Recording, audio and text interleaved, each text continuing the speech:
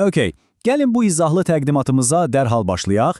Biz bugün sistemin performansını kökündən dəyişdirəcək xüsusi bir mövzuya, summary tables yaratmaq və onları qoruyub saxlamaq məsələsinə diqqət yetirəcəyik.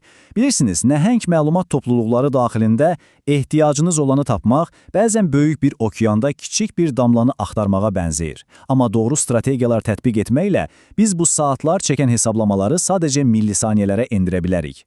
Bugünkü performansı optimallaşdırılması üzrə yol xəritəmiz belə olacaq. Summary tables ehtiyacından tutmuş məlumatların saxlanmasına, avtomatlaşdırılmasına, verilənlər bazasına xas tətbiqlərə, memarlıq xərclərinə və inline summarization alternativinə qədər hər şeyi əhatə edəcək. Ən sonda isə əsas nəticələrimizi ümumiləşdirəcək. Birinci bölməmiz Summary Tables ehtiyacı. Baxın, view'ların mürəkkəb sorğuları sadələşdirməkdə nə qədər faydalı olduğunu hamımız bilirik. Amma məlumat həcmi dözülməz dərəcədə artdıqda, arxa planda baş verən hesablama yükü sistemi sanki dondurur. Təsəvvür edin ki, Summary Table əvvəlcədən bişirilib, vitrinə qoyulmuş ləzzətli bir tortdur. Kimsə sifariş verəndə, siz onu sıfırdan bişirmirsiniz, sadəcə rəfdən götürüb təqdim edirsiniz. Böyük datalarla işləyərkən hər dəfə sum, count və ya AVG kimi funksiyaları yenidən işə salmaq prosesoru sözün əsl mənasında məhv edir. Bunun əvəzinə biz aqreqasiya olunmuş məlumatları fiziki olaraq bir cədvəldə əvvəlcədən saxlayırıq. Beləcə, istifadəçi məlumat istəyəndə cavab artıq çoxdan hazır olur.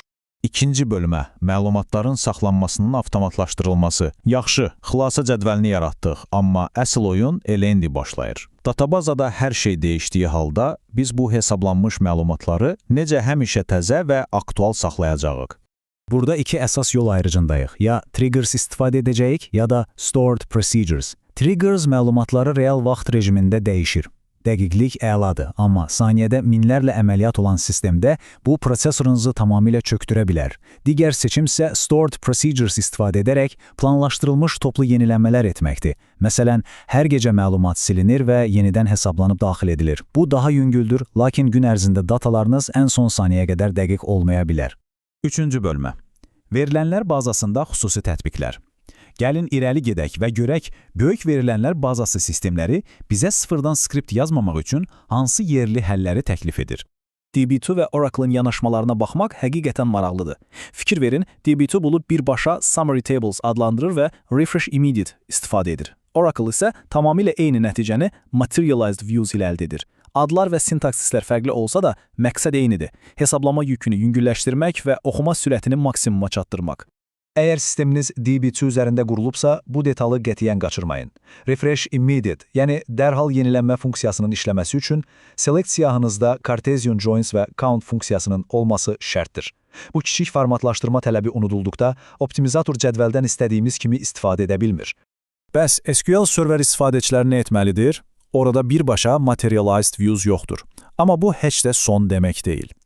SQL Serverdə siz Indexed Views yarada bilərsiniz.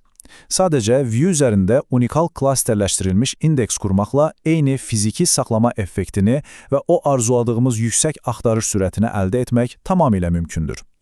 Dördüncü bölmə. Memarlıq xərclərinin qiymətləndirilməsi. Təbii ki, bu cür inanılmaz performans artımı heç vaxt pulsuz gəlmir. Gəlin bu işin arxitektura baxımından bizə nələrə başa gəldiyinə nəzər salaq. Bu inzibati yükləri əvvəlcədən mütləq hesablamalısınız. Fiziki yaddaş sahəsi ayırmaq bəlkə də ən asan hissəsidir. Çətin olan odur ki, istifadəçilərin hansı sorğuları edəcəyini əvvəlcədən çox dəqiq təxmin etməlisiniz. Üstəlik, məlumatların yenilənməsi qrafikini qurmaq və tutalım, 12 aydan köhnə qeydləri avtomatik siləcək dövriyyə prosedurları yazmaq lazımdır. Yəni, sistemin idarəetmə yükü xeyli artır.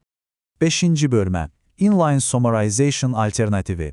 Əgər biraz əvvəl saydığım bu əlavə cədvəl saxlama xərcləri sizin layihəniz üçün çox ağırdırsa, olduqca zərif başqa bir həll yolumuz da var.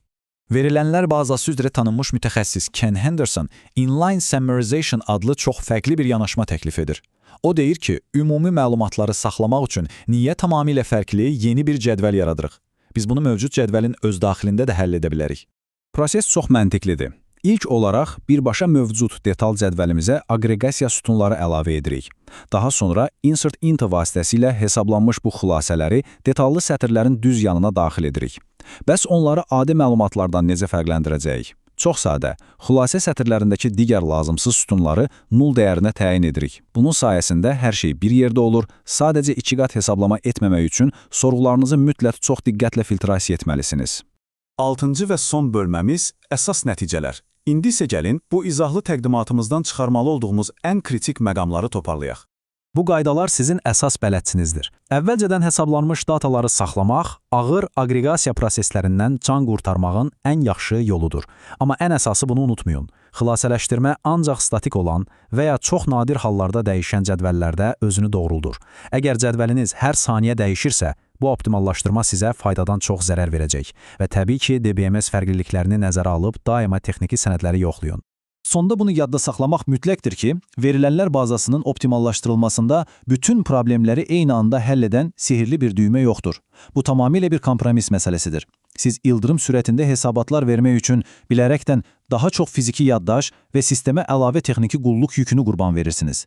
Peşəkar arxitektura elə məhz hansı qurbanların sizin layihənizə uyğun olduğunu düzgün seçə bilməkdən ibarətdir.